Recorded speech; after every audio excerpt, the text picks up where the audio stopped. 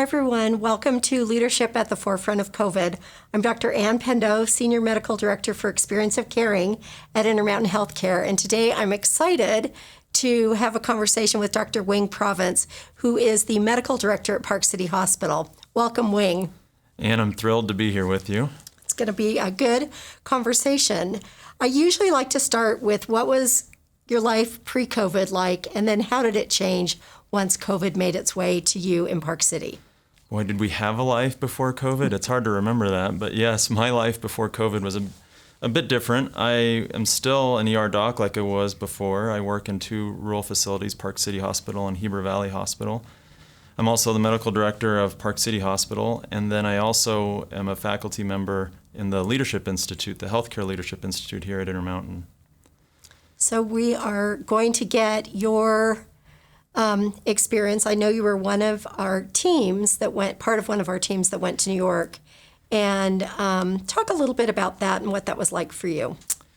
Yeah, it was really hard to watch from afar here in Utah what our colleagues were going through there in New York, and you wanted to help. I just kept watching the news every morning saying I wanted to help, and was very fortunate that Intermountain gave us the opportunity to go and volunteer.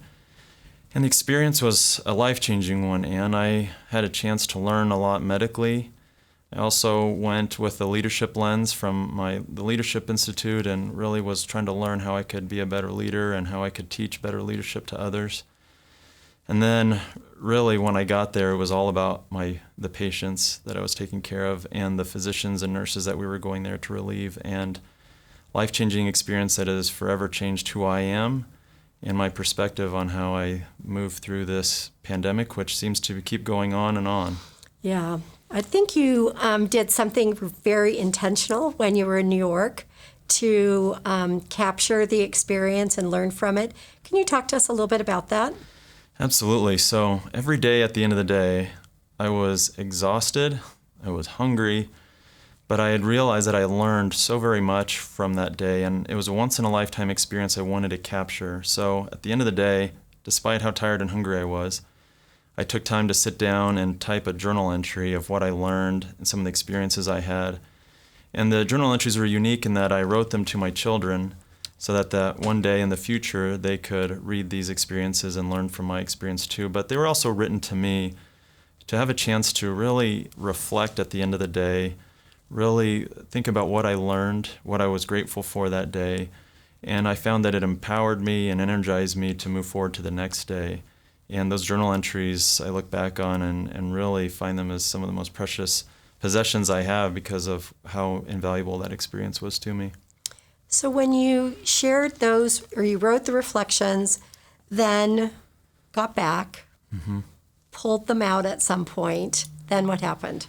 Yeah, I started to notice patterns of what did I learn there and what were some of the key takeaways. And there were certainly some medical lessons that I learned that I've used as a physician, but from the leadership lens, I noticed themes and patterns. And I was able to put different stories, people to those stories, and I found 4 or 5 different take-home lessons of what it means to lead in a crisis. Can you share some of those with us today? Sure, absolutely. So, I think before COVID, I had in my mind what I thought an ideal leader was, and I think it's a stereotypical leader that we all think of, someone who's strong, someone who's got all the answers, someone who's very confident. And the kinds of leaders that I saw that were most effective when I went to New York and when I came back here they kind of flipped the story a little bit, the narrative on that. So, for example, one of the first stories, or one of the first lessons I learned, was the importance to communicate with transparency. Now, I probably knew that before, but what I learned really well was from the chief operating officer and executive vice president at New York Presbyterian, where I went and volunteered. Her name is Dr. Laura Faris. She's an orthopedic surgeon. Oh. And I remember being in the emergency department working, and it was very busy, a crazy environment. And at 5 o'clock every night, you saw all the monitors turn on to her town hall. Not because the system imposed it on us, but all the nurses and docs were logging in to listen to her.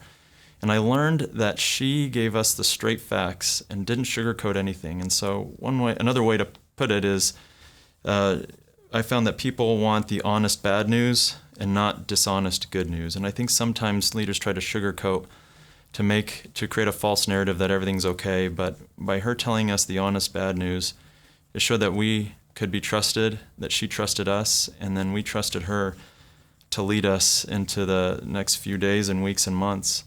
So I think sharing what you do know is very important. And then number 2 is admitting what you don't know. And the leaders that I thought were the most effective were those who could lead with humility. I think sometimes as a leader, we feel like we need to pretend like we know everything. Especially as physicians. We have to know all the answers, right? And in right. medical school, we're taught if you don't know the answer, then you're going to flunk this test. Yep, exactly. So I think there's that tendency for us as physicians to do that. So I saw some really effective leadership in saying, I don't know. And in admitting that, it actually created a really psychologically safe environment for those of us who are led by those leaders and to learn from them. And actually one that I'll highlight is from here in Intermountain. My boss, who I get to work with, her name is Lori Weston. Mm-hmm. She's the administrator at Park City Hospital, or the CEO there.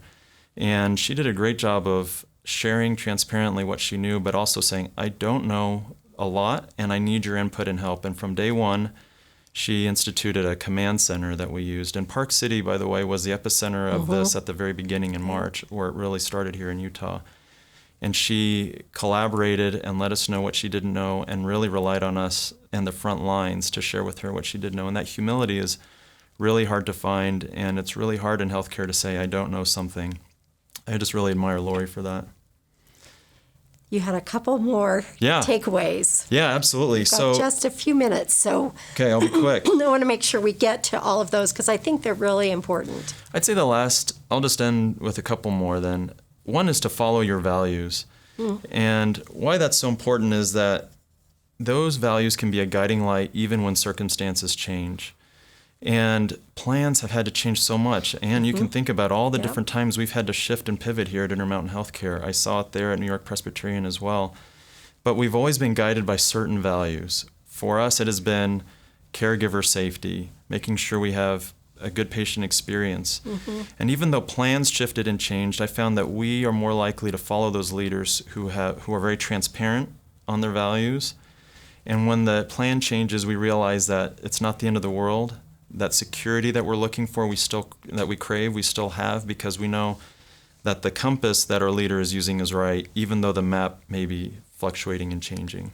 And I'm wondering if that also gave you, your values are clear, so if it gave you the confidence to be able to make decisions more easily because you were solid in what mattered to you. Absolutely. I think as an ER doc, I'm comfortable not having all the data that I need to make a decision what we need to do next, but I'm guided by what's right for this patient and some basic values, and I found that translated even into leading in a crisis where there's a lot of ambiguity. You wish you had more data, but with COVID, we had a lot of data missing, and we still do. But as long as you're anchored by those values, those lead you through that darkness, through the ambiguity, and into the light, and I feel like I've seen that in a lot of leaders that I follow, and that's the kind of leader that I hope to be. Yeah. I'm curious to know, when you got back, how you shared those journal entries with your children.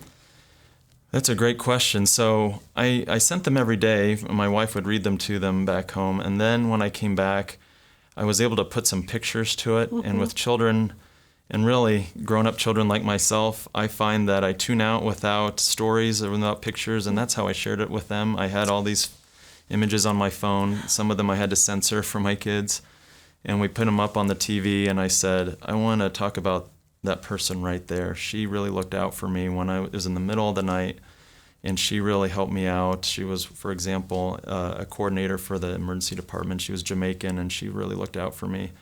And I want my kids to know that I learned a great lesson in compassion from so-and-so in New York. Those kinds of, that's how I shared it with them. Thank you so much for sharing your story with us today. I'm Dr. Ann Pendo at the Leadership at the Forefront of COVID. So happy you joined us today. We'll see you next week. Bye-bye.